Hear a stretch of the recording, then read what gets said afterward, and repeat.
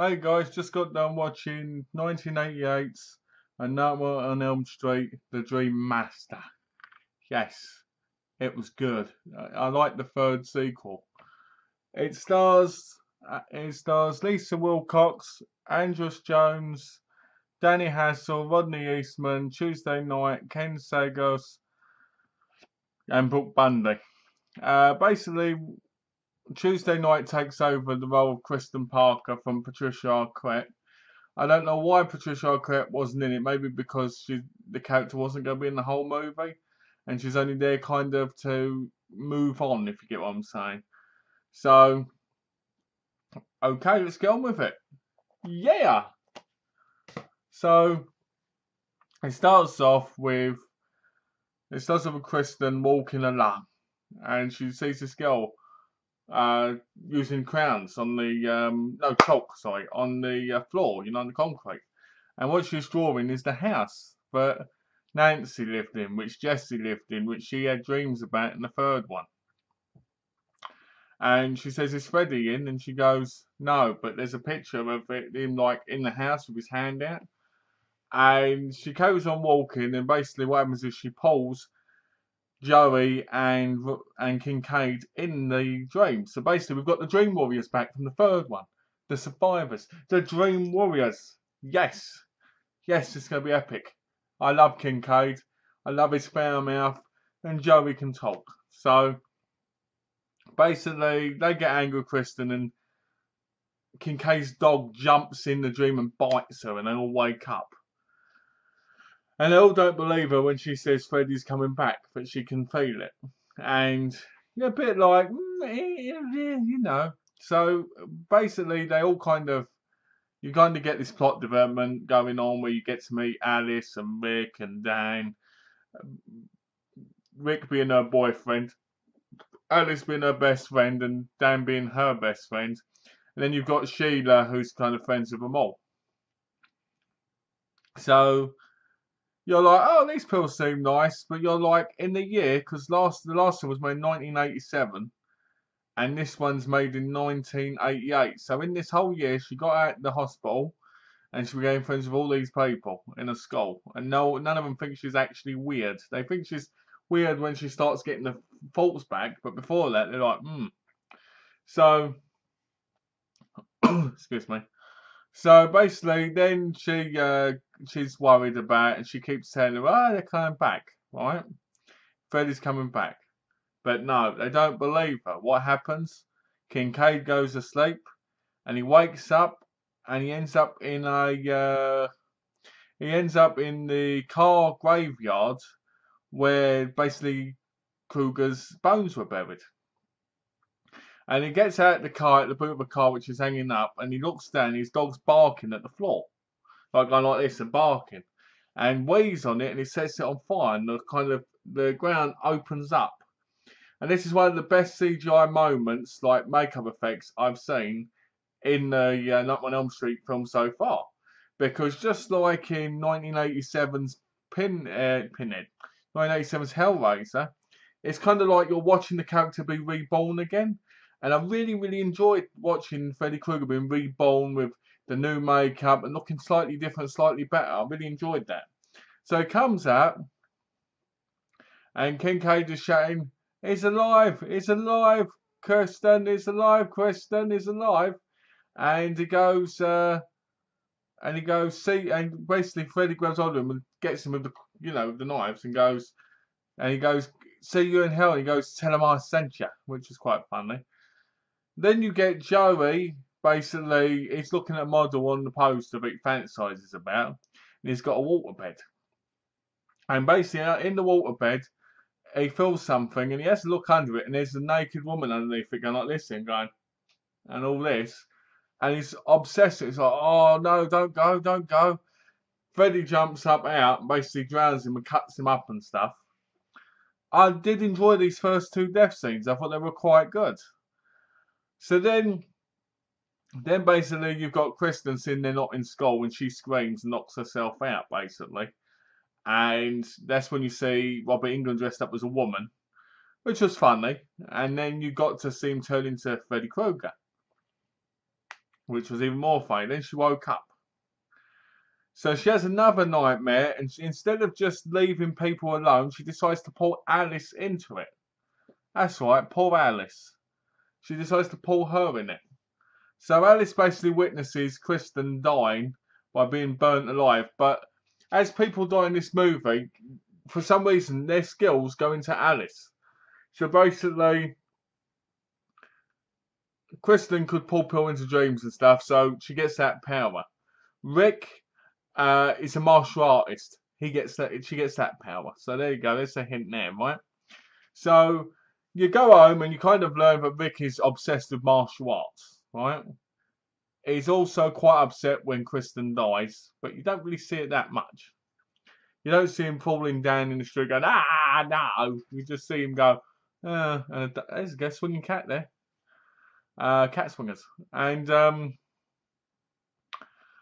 basically, what happens is you get people getting killed through it, and like Rick, for instance, Rick is in a dream. He goes through a big, massive elevator to like this martial arts dojo place where he fights Freddy, with Freddy being basically invisible. And it's a lot of fun. I really, really enjoyed the movie. There's another murder scene where Sheila, Alice's friend, she accidentally pulls Sheila into her dream. And Freddy grabs hold of her and goes to a suck face. And he grabs hold of her and goes, and pulls out all her hair. And she's like, because she's asthmatic, in reality, she's going, but in the thing, all her hair and everything sucked out of her like a balloon, you know?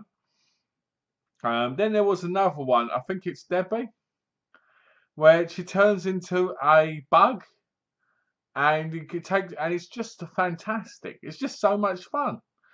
But yeah, then there's other scenes like Kristen at the beach. She goes, "Thanks, Alice, for getting me at the beach." And then you see the hand going through this thing, and he pulls open his sweater, and you see all the souls on it going, and he's wearing sunglasses. It's just so funny. Another one of my highlights was the bit where where Alice is in the place and he gets the pizza dropped down, and from the old Alice in the dream, right? And he goes, "The service in here will kill if the waiting doesn't. The service will kill you, right?" And then you see Rick, as his brother on the pizza, like in a meatball, and he picks him up with one of the blades and he goes, "Rick, you meatball," and eats him. It's just really funny. I like the end as well. The end of this film was great because Alice had got all these powers and all these skills from these other people that had died. And the lighting, the filming, it was just so much better than the second and third one in my view. And it was actually really, really awesome to watch. Alice was believable. She went from being a little bit shy to being this real hard ass. And I really enjoyed that as well. When she dresses up for the fight, you're like, come on, girl power. You know, you just want to watch it. You want to go, yes. So, and they have this fight at the end in the church. And it's about evil seeing itself and dying, and he explodes with all these people basically pointing their hands outside of him. And when he dies, all these souls fly by her, and they go, "Thank you, Alice, thank you," as they go out the window. And I'm just like, so the whole time watching this, I'm thinking, wow, if I was on pot, this film would probably be my dream movie because it's so crazy in such a fun way. But you're like, it can only get better, you know. So the problem was they had the Dream Warriors in it. You know, Roland Kincaid, Kristen Parker, and Joey Crusoe. But the problem with it is they weren't in it that long. They were just in to kind of introduce these other characters.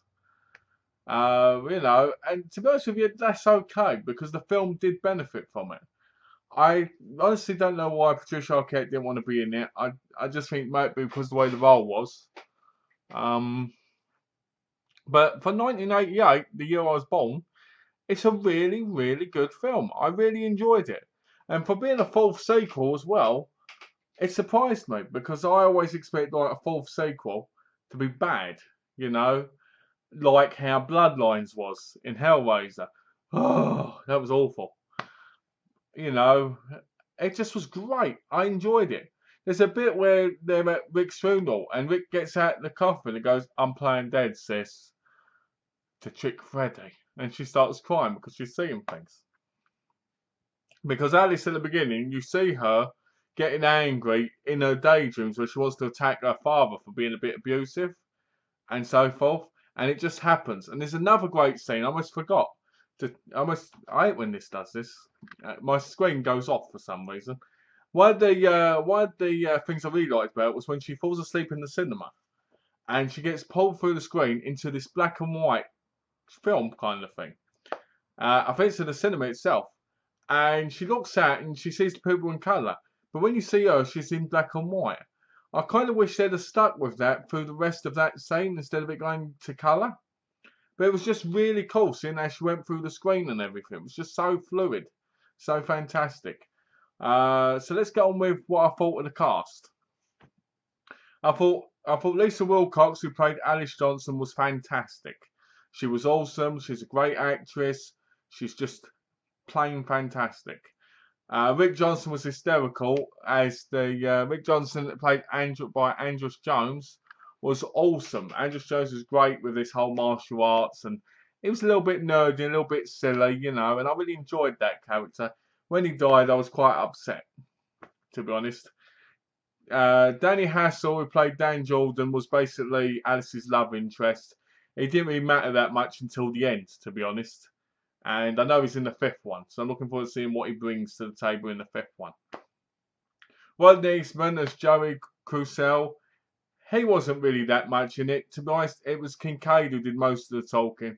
It was great seeing him again because he was from number 3, and I felt like I built a relationship with his character as I did with Kristen and Kincaid's, and it was great to see them both. Tuesday Night was fantastic as Kristen. She did a really good job considering she was in Patricia Arquette's shoes. Back then, that wouldn't have mattered that much, but she was really good. I would have, to be honest, it felt like we didn't need Patricia Arquette for the role because we had someone who was actually pretty good as well. Roland Kincaid, my favourite character from number 3, played by Ken Sagos. He was awesome. I love his foul mouth. I love the way he just calls people like Freddy Pussy and all this, and Kruger Pussy. Toy Newkirk, who played Sheila Kopecki. She wasn't used that much. She was just like the nerd, a bit like how Will was in the third one, and she died. But she was an okay cast member, you know. Robert Englund, what can I say? It really does really great in this movie. Great one-liners, great acting. You can tell he enjoys it more and more the more he does it, and you can feel like this character has kind of become its own to him, you know. It's not just a job now. It's like a big part of who he was at the time. Like, he took the character personally. It wasn't just a character when he was there. It was him making him its own, you know. And that was great, considering our 4 movies that's the way it should be. And Robert Englund's just fantastic, you know. The director, who was Russell Rennie Harlin, I think he did a great job of directing. The cinematography was fantastic. The lighting, the direction. It was just an overall great film. I really, really liked it, and I'd highly recommend giving it a go. Probably watch 1, then 4, then 2, and then 3 so far. Really, really good. Highly recommend it. So I just want to say, Nightmare on Elm Street. Do I recommend it? Do I recommend Nightmare on Elm Street 4, The Dream Master? Yes, I do. Watch it today, watch it tomorrow, watch it when you get the chance. It's a lot of fun. Don't take it seriously. Don't take it seriously. Don't expect over the top much. It's just a great, great film. The lighting at the end is just great. I just like it. I can't help it. It's probably one of my favourite Elm Street movies now. I would say maybe tied with number 1. So yeah, thanks for watching, guys. This was of Nightmare on Elm Street for The Dream Master from 1988. And next we will have Dream Child from 89, I think. Is it 89? Let's have a quick look. Yeah, 89. So thanks for watching, guys, and take care.